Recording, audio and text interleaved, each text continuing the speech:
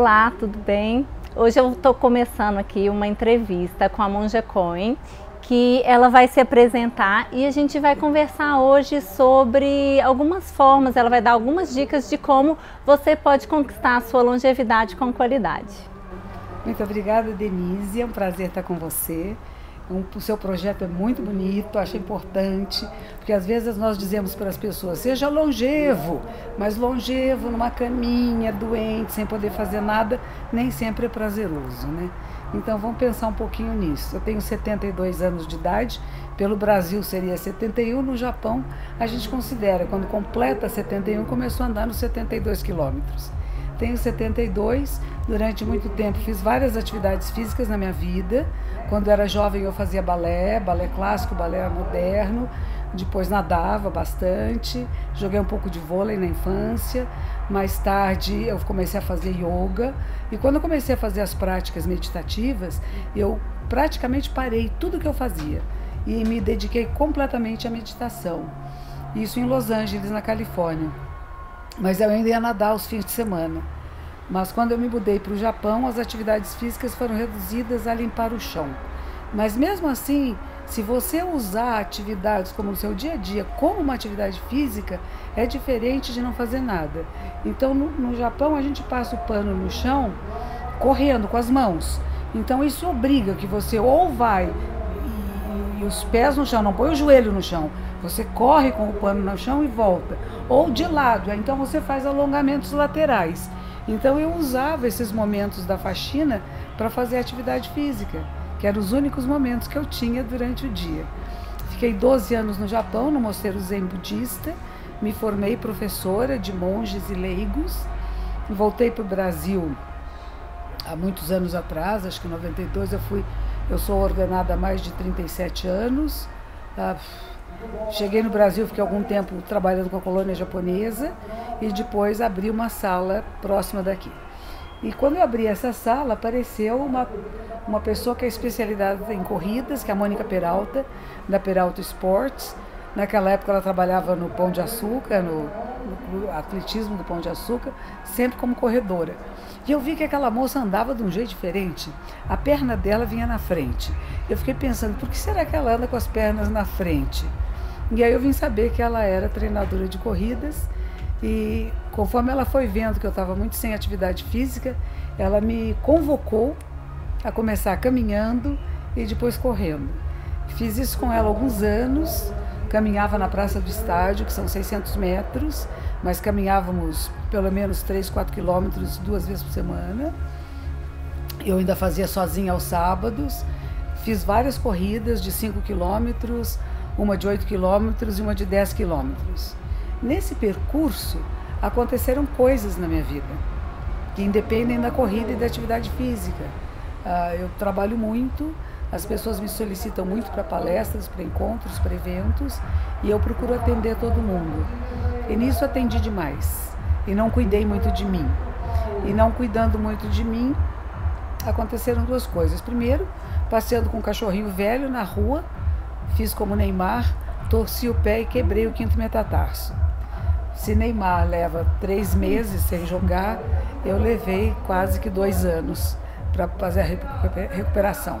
Quando estava me recuperando completamente e voltando à corrida, já passei da fase da caminhada à corrida, tive uma coisa chamada zoster, que deu aqui na face, no trigêmeo, por excesso de trabalho, pouco sono e viajando muito. Baixa imunidade. E baixou a imunidade, estresse, deu zoster.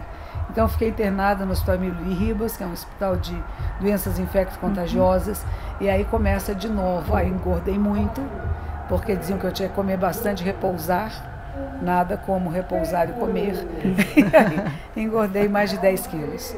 E aí começam as dificuldades, e isso eu digo, pessoa de mais idade não pode engordar, porque depois a gente não consegue emagrecer, é muito difícil, você para a atividade física, recomeçar é difícil. Eu faço yoga 2 vezes por semana, Hatha Yoga, e treinamento funcional 2 vezes por semana, em dias alternados. Então tenho atividade física segunda, terça, quarta e quinta. Finais de semana me proponho a fazer, mas não dá tempo. Como eu falei, eu sou uma monja zen budista, eu faço casamentos, enterros, missas memoriais, dou aulas de meditação, aulas de budismo.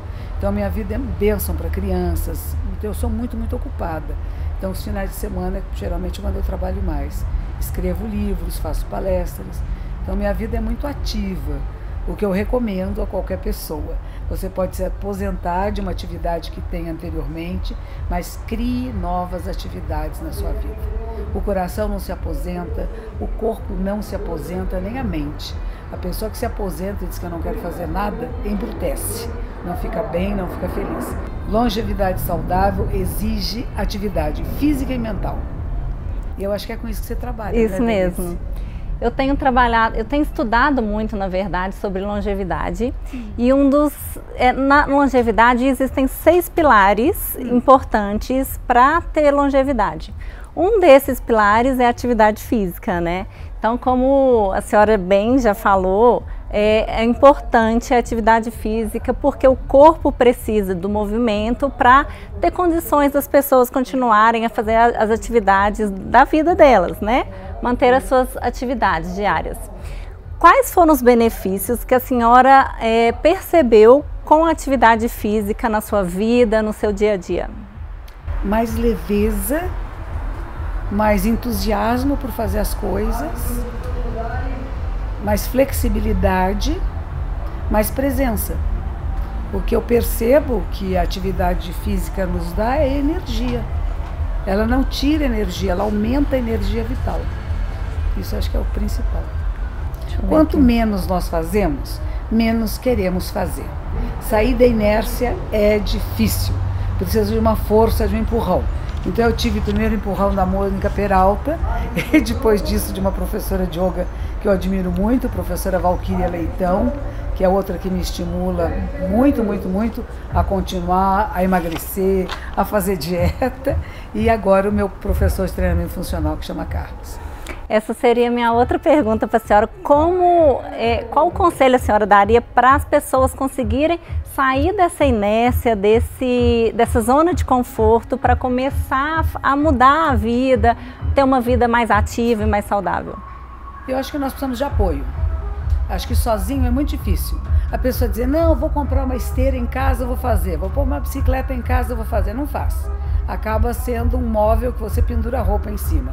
Precisa de alguém, precisa de um treinador, de alguém que tenha capacidade, que estuda educação física, que conhece a necessidade de uma pessoa já de mais idade, para não puxar de mais nem de menos.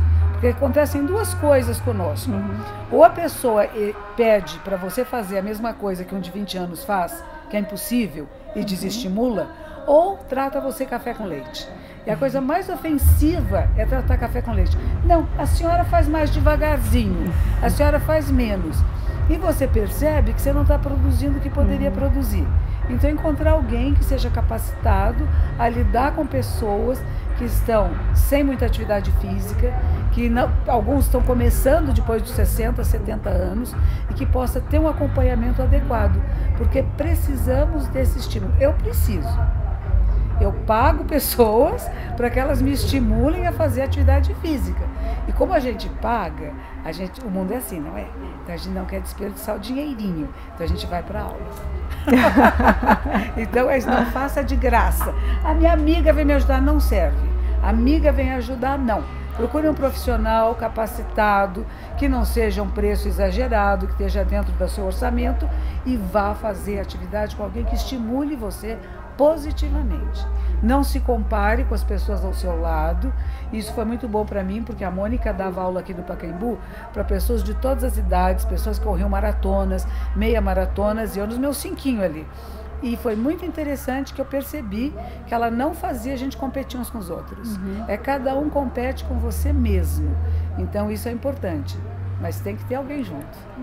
Precisamos de apoio. De apoio, de um estímulo externo, né? Isso. Sozinho a gente pode ter todo o estímulo interno. Aí chega de manhã cedo, por exemplo, aqui era 6h30 da manhã. Chega às 6 da manhã, hoje está frio, eu vou amanhã, vou semana que vem. Não.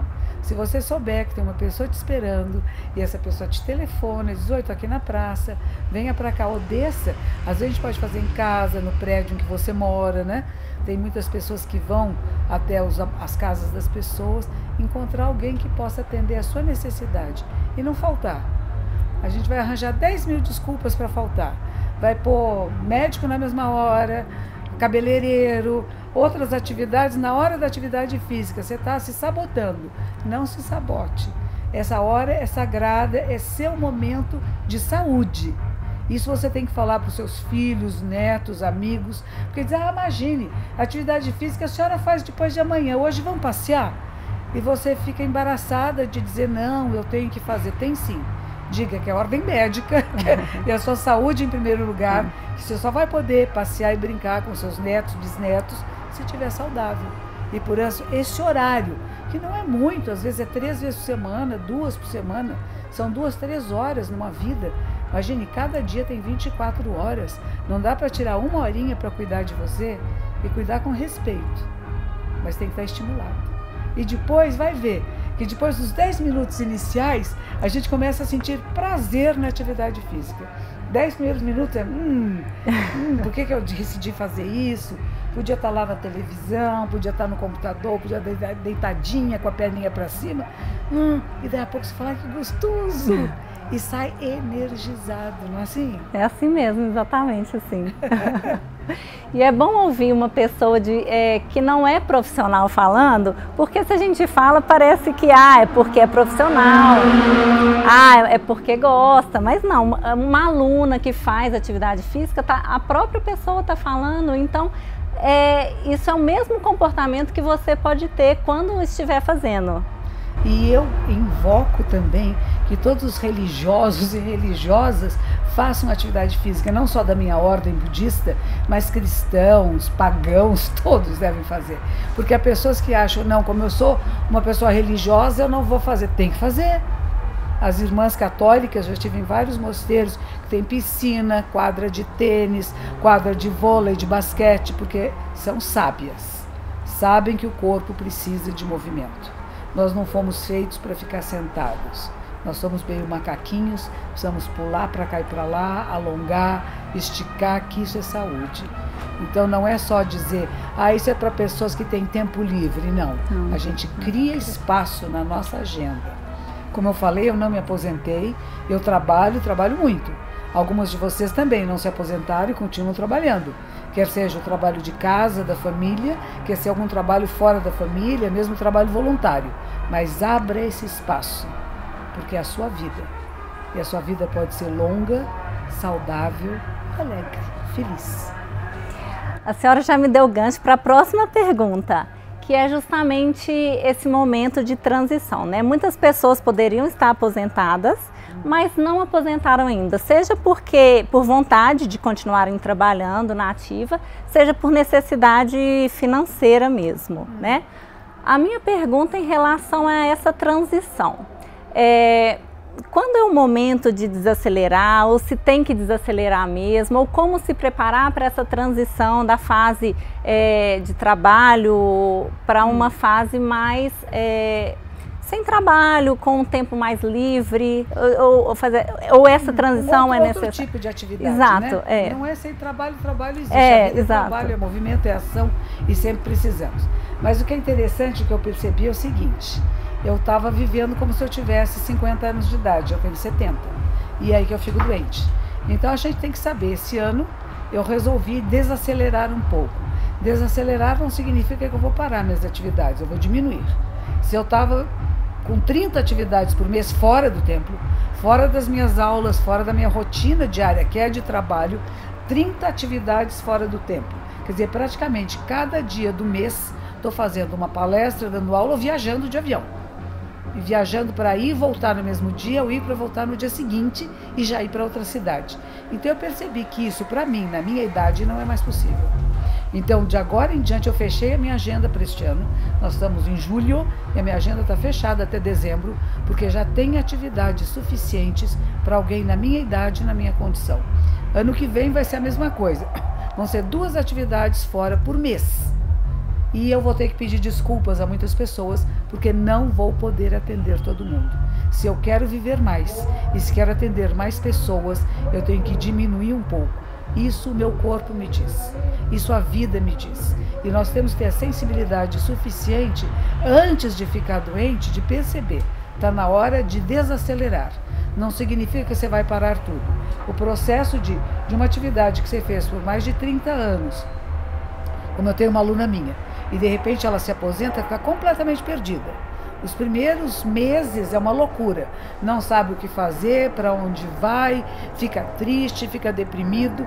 Então é preciso que você vá se preparando para esse momento, que ele não seja uma coisa abrupta, que você vá pouco a pouco sabendo que você vai ter que diminuir um pouco o seu ritmo de atividades, vamos dizer, intelectuais, de viagens.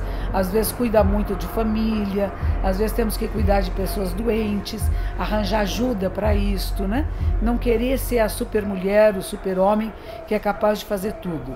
Vamos ter que priorizar. Isso é muito importante. Eu acho que a questão das redes sociais hoje em dia, o pessoal fala, tem tanto estímulo porque você não está priorizando. Então nós temos que escolher os campos de atividades que nós queremos dedicar o que resta da nossa vida. E é bom prestar atenção, porque não resta tanto quanto você pensa. Uma outra pergunta em relação ao propósito de vida. Esse é um dos pilares também da longevidade.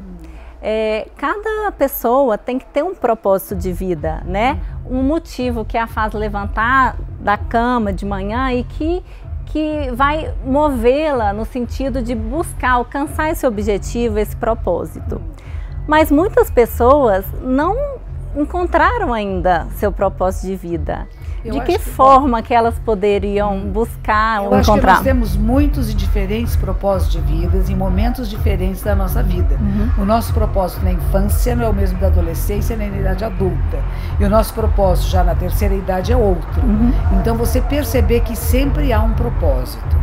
E alguma coisa que faz sim com que você se levante de manhã. Nem que seja para ir ao banheiro. Se não tem outra razão para sair da cama de manhã, as suas necessidades fisiológicas vão obrigá-la a comer, ao banheiro, beber água. Então aproveite esse momento para se estimular positivamente, abrir a janela, respirar o ar da manhã, trocar de roupa, não fique de pijama o dia inteiro, troque de roupa e sai para a rua. Eu recomendo que você saia para caminhar, um caminhar à toa, sem fazer nada. Todos os dias é importante, nem que seja 15 minutos.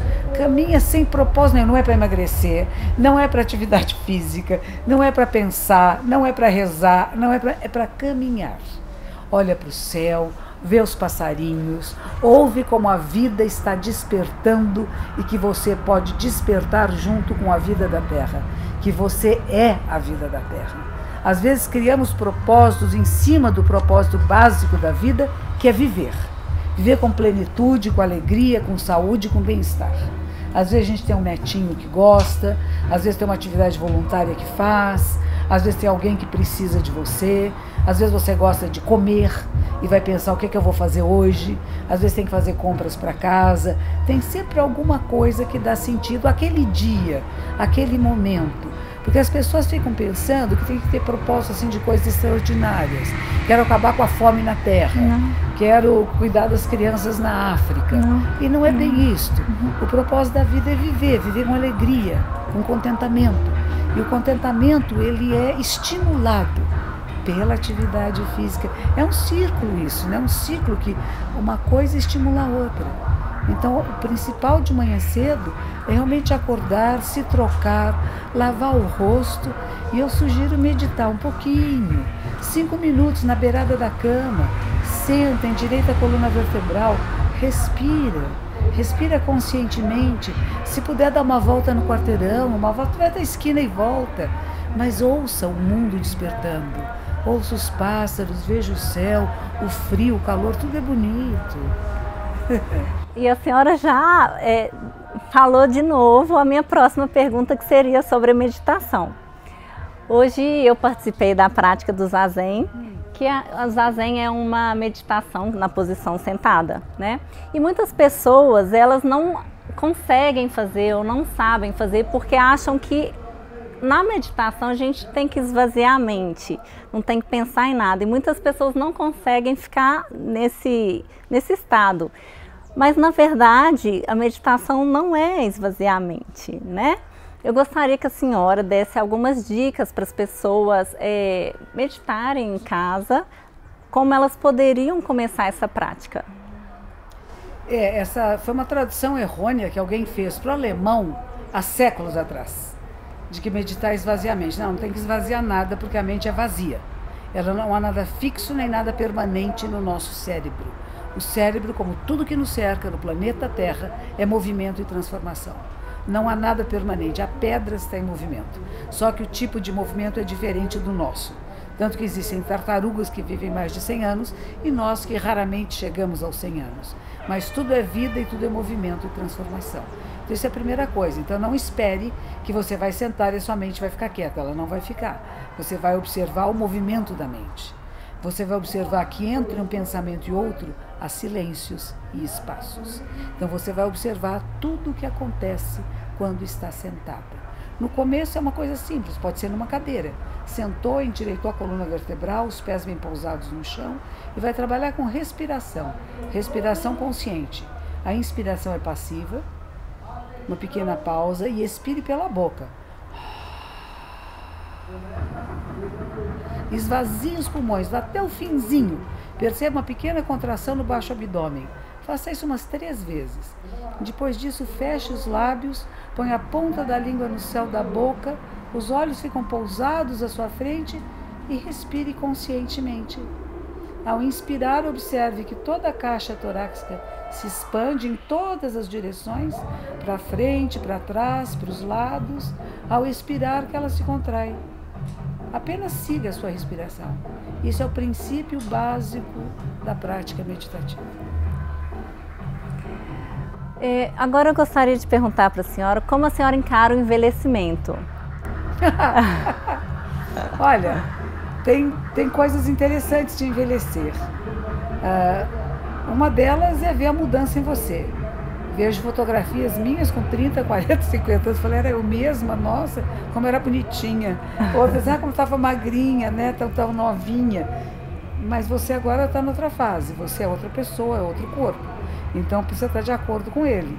E não é que ele é fixo e permanente também. Ele só demora um pouco mais para responder aquilo que você quer que ele responda. É só uma questão de ter mais paciência.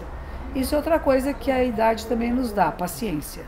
Porque já vimos as coisas acontecerem tantas vezes e nós já vimos que como os ciclos se repetem tantas vezes que não temos mais aquela pressa da mudança. Existe apenas uma urgência. Urgência é diferença de pressa. Não há uma ansiedade sobre a mudança. Alguns ficam. Algumas pessoas idosas ficam muito ansiosas. Então a gente tem que trabalhar isso também. A ansiedade não é muito benéfica, mas uma vida muito pasmada é pior ainda. Então é bom ter certa ansiedade, sim, de ter objetivos e de querer fazer coisas. O que eu percebo? De novo, vou falar sobre isso. A recuperação de um corpo mais idoso é muito lenta. Então precisamos ter mais paciência, mais resiliência, não desistir, porque desistir é fácil. Tive um resfriado que durou quase um mês. Nunca tive um resfriado de um mês. Então já mostra que o corpo mais idoso é mais debilitado e que doenças que são mais recuperáveis para um jovem em pouco tempo leva mais tempo. Com isso é preciso ter mais cuidado. Minha garganta ainda está pegando, isso depois de um mês e meio. Então é preciso que a gente tenha mais atenção, de se cuidar mais, de se respeitar mais, de saber que não pode fazer tudo o que fazia antes. Não é muito fácil, mas a gente se adapta, a gente se ajusta. E qual que é a beleza do envelhecimento? Alegria de viver. Para mim, eu sinto muita alegria de viver. Acho que quando a gente sabe que a morte pode acontecer a qualquer momento, cada dia é uma dádiva, é uma bênção e é mais gratificante. Quando nós somos jovens parece que a vida é eterna, então às vezes, que chato, hoje não. Olha, está chovendo, não está chovendo, tem sol, não tem sol, tudo é bonito, tudo é divertido. Tenho 2 netinhos, um de 4 anos, um que tem 40 dias, e é uma beleza poder brincar com eles, redescobrir esse olhar de quem está vendo o mundo pela primeira vez. E a gente não pode perder esse olhar. Bonito, muito bonito. E qual é o seu conselho para as pessoas que já passaram dos 60 anos? Que você é jovem. Hoje em dia, quando eu vou ao aeroporto e quando estou na fila, eu sempre vou na fila dos mais idosos, né? Nos colocam uma bengalinha, assim, enfim.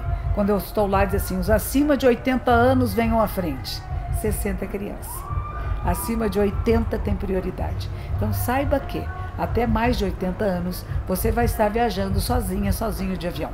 E para que você faça isso, é preciso ter saúde. É preciso ter equilíbrio, tanto físico, mental, como social. É isto. Muitíssimo obrigada, Monge. Foi um enorme prazer, uma honra escutar a sua palavra, toda a sua sabedoria. E a senhora quer falar mais alguma coisa? Deixar mais alguma mensagem? Não se esqueça que a nossa vida não é tão longa assim. Ela é curtinha, curtinha. Então aprecie cada dia. Aprecie cada momento. Pare de reclamar, de resmungar. Não fale do passado. Não fique só falando antigamente era melhor, antigamente não era melhor, coisa nenhuma. É uma memória vaga que você tem. A juventude foi terrível, a infância foi dolorosa, teve que arrancar dentes, a adolescência é terrível, os amigos gostam, não gostam, a idade adulta tem que produzir, tem que provar para o mundo. Agora é só hora de curtir, de apreciar tudo que você já fez e que continua fazendo. Não acabou ainda há muito a ser feito. Aprecie esses momentos onde deixe que a sabedoria emerja e você possa ser uma boa conselheira, um bom conselheiro para seus filhos, netos, amigos, parentes, alunos. Mas não é aquele conselheiro chato que fica o tempo todo com o dedinho em riste para os outros, não. É aquele que se atualiza, que usa as redes sociais, que está presente no mundo, atuando no mundo como ele é agora. Não dizendo que antes era melhor, porque antes não era melhor. O melhor é o agora.